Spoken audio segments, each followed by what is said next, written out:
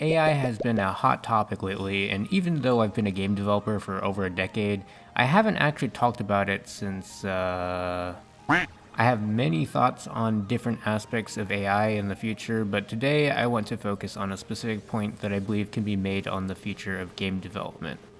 The future of many fields is uncertain right now, but I'm personally very skeptical of anyone who is confident in the future of AI capabilities, whether it be that it eliminates large sectors of the job market or that advancement stalls and we'll see minimal impact on the near future. When it comes to game development, I think it's fair to say that game development cannot be fully automated by AI unless all jobs that don't definitionally expect a human, such as sports, both virtual and real world, can already be performed by AI. Since many games are effectively simulations of real-world activities, it can be stated that the set of all real-world activities is a subset of all the types of simulation games that can be made. If that statement is true, then it can be reasoned that not all simulation games can be played competently by AI unless it's already been able to perform all real-world activities. Anyone who is experienced in game development could also point out that game development is an iterative process that requires the developer to competently perceive and play parts of the game that they're modifying in order to validate that a change to the project was successful. Testing and validation are a fundamental part of the development process in most engineering practices. AI models that one-shot development without testing are currently very limited, and while I don't want to spend the whole video on this, I think it can be argued that one-shotting development for all projects cannot be done unless the models have the same reasoning capability needed to perform the same development tasks iteratively using the approach that models like Claude do. All this depends on the near equivalence between intelligence required to perform real-world tasks and tasks in simulation. If you're comparing cooking mama with being a professional chef, then this obviously breaks down. However, with virtual reality and the now staggering demand for training simulations for industrial and military purposes, serving occupations which AI is quite far from doing presently, the gap between virtual tasks and physical ones is constantly shrinking. Using this comparison, we can actually point to things AI has trouble with in real life and determine which types of games may be challenging for AI to make. For example, many current AI models do not have a very good internal world model for understanding interactions, cause and effect, and even often just object permanence in the real world. Interacting with the various edge cases that occur in the real world when dealing with physical objects is quite a challenge. AI would similarly have a hard time implementing and testing features in VR games with extensive physics systems like Boneworks. On the other end, AI should have an easier time working with games with a limited set of discrete inputs and easy to parse visuals like Flappy Bird. Although not all testable features can be mapped easily to real-world tasks. Features like multiplayer netcode can be a huge struggle for AI to both understand and test. One of my current projects, GunSlaw VR, is a multiplayer VR shooter, and I would argue that AI is pretty far from being able to make something like it on its own, especially when you consider that I rolled my own engine and networking framework for certain benefits. The physical interactions in my game are pretty simplistic for now, but would still pose a challenge for present-day AI. In the future, I plan to work on some VR projects that have much more realistic physical interactions. This whole dependency on testing and verification tends to point us at vibe coding, where vibe coders talk to an agent and verify the agent's work as a human.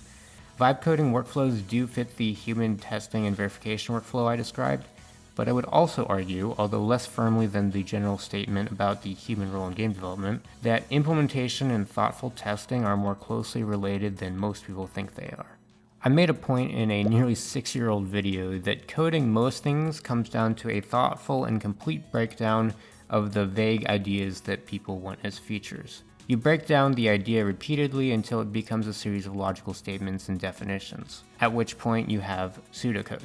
I'm not saying that AI can't follow this process. In fact, I think the process itself can be extremely simple to follow in many cases.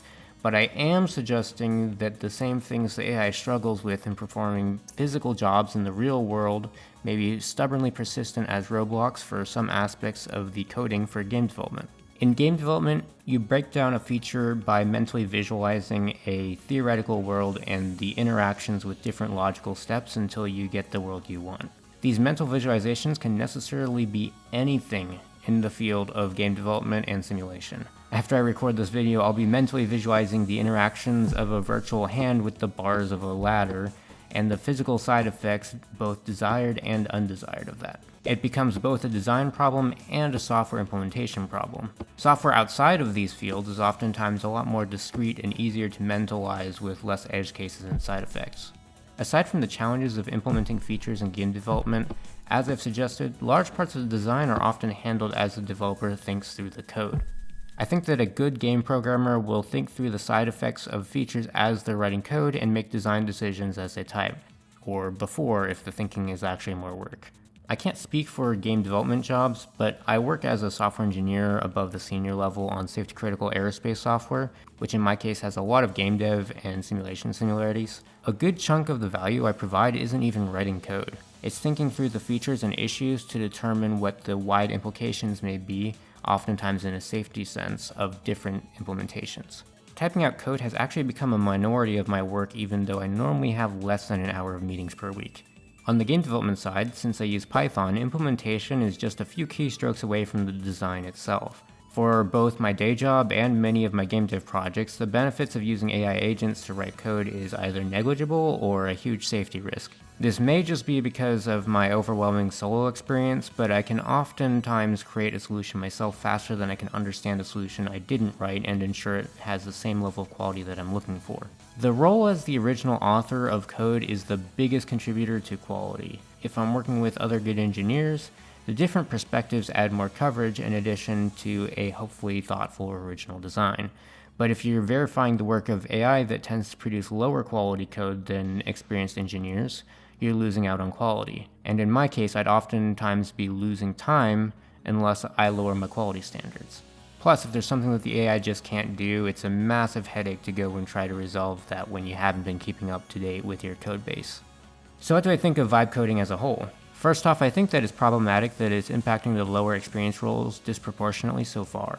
In my last semester of college in 2023, I remember multiple times overhearing freshmen talking about using AI to do their assignments. The assignments you do in college start easy and ramp up, while still rarely getting as challenging as many real software jobs. So students are often just using AI to complete assignments and class projects while missing out on the foundational experience to do many of the things that AI can't do right now.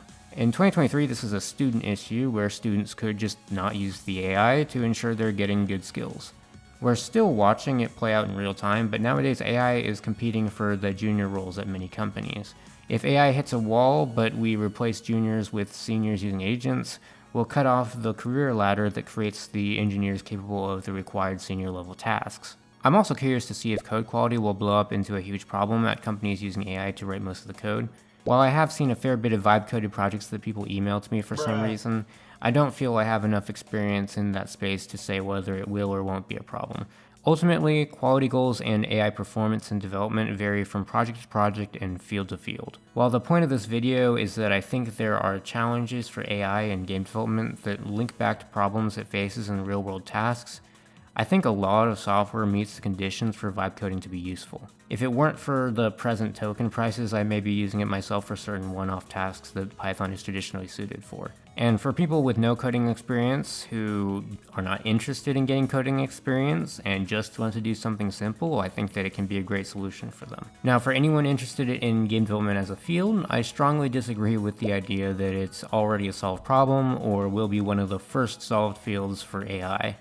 The number of roles may be squeezed, and as with all technical fields in the last 100 years, I think you have to be fundamentally adaptable, but as long as many real-world jobs exist, I think there will continue to be cool stuff to be done in game development and simulation. Let me know what you guys think in the comments. I think you Python users who have been following my channel are an interesting blend of very bullish and very bearish individuals on the capabilities of AI. Thanks for watching.